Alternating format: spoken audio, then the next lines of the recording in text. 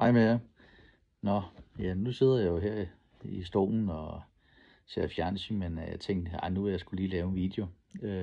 Fordi der var lige en ung gut, der skrev til mig her til aften, angående, han skulle ud til en ny sø, og han spurgte, hvordan og hvorledes man kunne se, om der var karper i. Det er jo svært at svare på, fordi mange af dem, de viser sig sgu ikke. For det er meget det der med folk, de siger, at tag ud tidligere om morgenen og kig, så kan du se dem springe og alt muligt. Men det er sgu ikke alle søer, der gør det. Eller det sker i, hedder det. Så jeg vil nok, igen tidlig morgen, sen aften, en af tingene. Men også midt på dagen, høj sollys.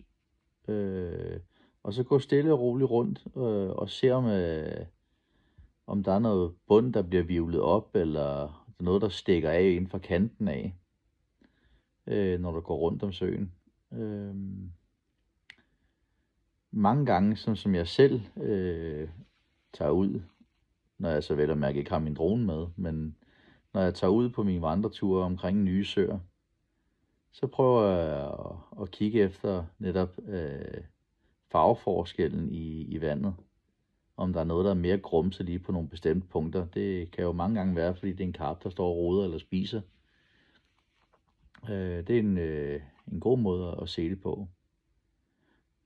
Og mange gange også plejer jeg også at tage en fiskestang bare med bly på, og så lige kaste ud, og så mærke bunden, om den er hård, eller om den er blød, og så videre. Og så samtidig man gør det, og så holde øje med nogle ringe, og så eventuelt noget bevægelse i overfladen.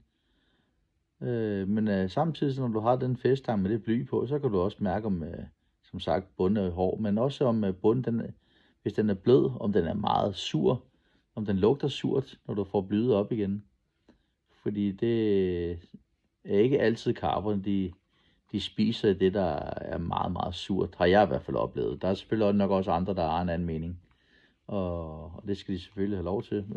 Men af mine egne erfaringer, så er det sgu ikke altid der, jeg lige fanger mine karper, når det er sådan rigtig surt og klamt lugt, når man hiver blyet op igen. Så hellere finde et andet sted, hvor der er noget mere frisk lugt.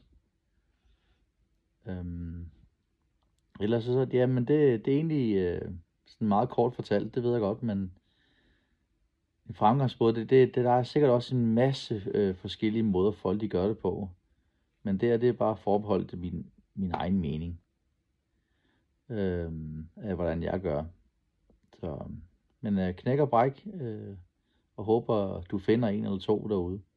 Eventuelt tage en fladstang med noget majs på, og så finde ud af, hvad der rent faktisk er i søen. Det kan godt være, at du kommer igennem en masse skaller. Det kan også være, at du finder en suder måske, eller små yngelkarper, jeg ved det ikke. Men en fladstang med en majs på, det plejer også at være nummer 1. Men som sagt, knæk og bræk. Vi ses derude. Hej.